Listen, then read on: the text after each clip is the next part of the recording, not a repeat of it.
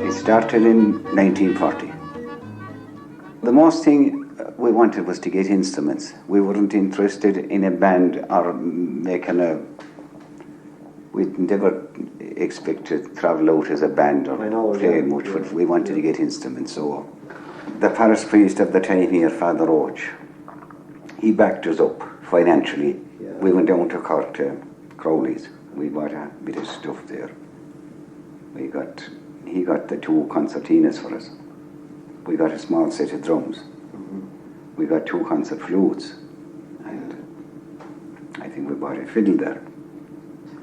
And Father Roach paid for the stuff until we got a bit of funds together later on, and we paid him back. Yeah, that's how that happened.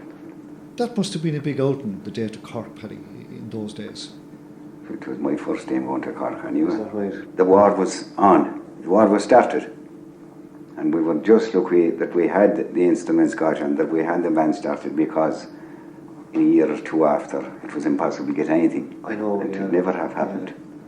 What kind of concertinas were they, Paddy? There were 2 26-key Wheatstones. Ty Crowley got them from Wheatstone in London. And the 2 new concertinas that time, they only cost £10 each. We started then practicing as a band, and we began to start to play at small functions. There's been a lot of school dances that time. Yeah. And we started to move around. At the County Clare, we never did get into the real big time. Going back again to the line-up, Paddy. Hugh Doohan, Fred Markham, and Tom Eustace played fiddles. Sean Markham, a brother of Fred's, he played fiddle and piano accordion. Mickey Dillon played the drums. Jimmy Kindy, Mickey Hanrahan, 2 flutes. And my brother, Paddy Murphy, and myself played the 2 concertinas.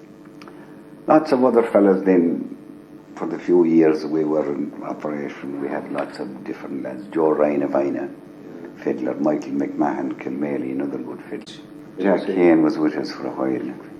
John Joe Cullen, Tom Powell. He played a fiddle. He was a Galway man.